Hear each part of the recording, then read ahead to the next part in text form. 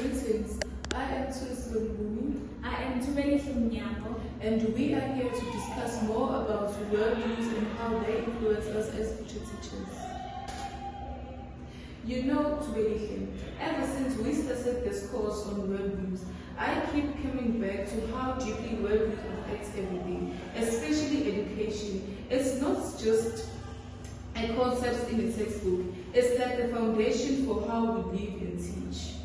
I totally agree, and honestly, before all of this, I really never thought about my own worldview so consciously. I just assumed everyone saw things more or less the same way. I see now differently how our life experiences shapes the way we interpret the world, and how crucial that is in teaching. Yeah, I've been reflecting on how my upbringing in a rural area really shaped my value, Ubuntu, respect, and community support. These aren't just abstract values, ideas, they are lived realities. I'm beginning to see that those values will influence not just how I relate to learners, but how I structure the whole classroom environment. That is powerful. For me, growing up in Johannesburg, exposed to many cultures, languages, religion, that diversity taught me early on that identity is complex.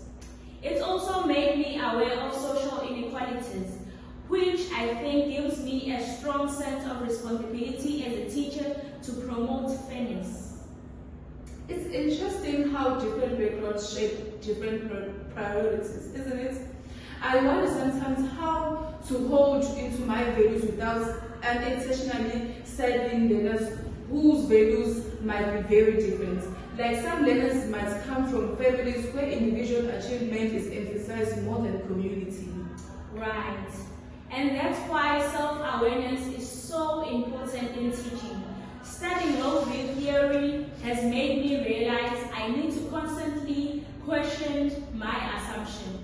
For example, I tend to value critical questioning and debate, but I now recognize that some learners questioning authority is encouraged at home, so I need to be sensitive about how I introduce those ideas. Oh yes, I've thought about that too. I want to encourage openness and respect for diverse opinions, but I have to be careful to come across as dismissive of learners' cultural or religious beliefs. It's a tricky balance. Definitely.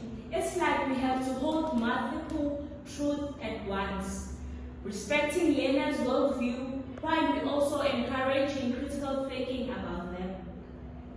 And this balance will affect our teaching philosophy. I'm realizing more and more that my philosophy needs to center on inclusivity and empathy, creating a space where every learner feels valued and understood. I love that. For me, my philosophy is about empowerment, helping learners develop the skills to question, analyze, and understand, and different perspectives, including their own work. That way, they can navigate the world more confidently and respectfully. It's interesting because our worldviews not only shape how we value, but what we see as the teacher's role. I think of myself as a guide and community builder, someone who fosters connection as much as knowledge. And I see a teacher as a facilitator of a dialogue and a critical reflection, helping learners to uncover biases and build new understanding. Both roles are vital, I think. Absolutely. One thing that struck me was thinking about how my tendency to avoid conflict, because I want to keep harmony, might sometimes hold me back from addressing issues that need confronting. Like if learners are experiencing bullying or exclusion, I need to be prepared to intervene decisively, even if it's uncomfortable. That is really honest reflection.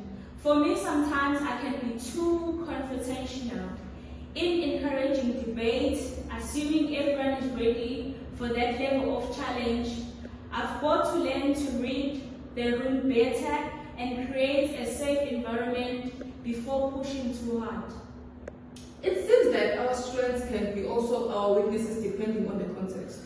That makes me to think that the ongoing process of reflection and growing as we need as teachers. For me, another aspect I keep coming back to is how our worldview influences curriculum choices.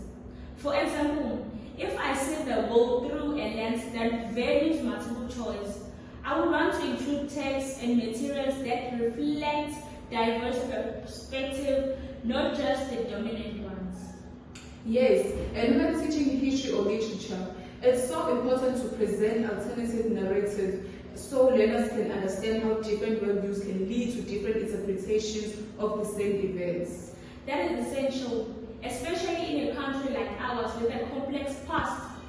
It's a way of acknowledging that no single truth or the story is the whole truth. And I think it's our responsibility to help learners develop what I call worldview literacy. Exactly. You want learners to be able to say, this is where I am coming from, and this is a way to understand where you are coming from. This kind of empathy and critical awareness is crucial for social cohesion. It's exciting but also daunting. The classroom becomes microcosm of society, and as teachers we have a huge role in shaping how the next generation interacts with difference. And that brings up a teacher's agency again. We have to use our knowledge and positionality to create a learning space that challenges injustice while also being responsive to learners' realities. It's a lot of responsibility, isn't it? But also an incredible opportunity. I feel like every lesson is a chance to plant seeds of understanding and critical thinking. And I think we also grow from our learners. The more I engage with diverse learners, the more my knowledge about worldview shifts and expands. Same here. Teaching isn't just about giving knowledge, it's a journey of mutual transformation. I guess that's why effective practice is so important. Constantly examining how our worldview shapes our teaching and being open to change. Yeah, so as future teachers, we need to commit to lifelong learning, not just about curriculum content, but about ourselves and how we relate to others. And that includes being comfortable with discomfort, with challenging our assumptions and biases. For sure, but I also think it's about hope. Hope that through education we can contribute to a more just understanding and inclusive society. Absolutely. That is the vision I'm working towards too. Me too. But so I guess worldviews aren't just personal, they are deeply political and ethical, shaping how we act in the world. And that is why that makes teaching such a meaningful profession. We are not just imparting facts, we are shaping the world by shaping how people see it. That's beautiful. That's a beautiful way to put it. I feel so motivated to keep reflecting on my worldview as I grow up in this role. Same here. The journey is just beginning. Thank you.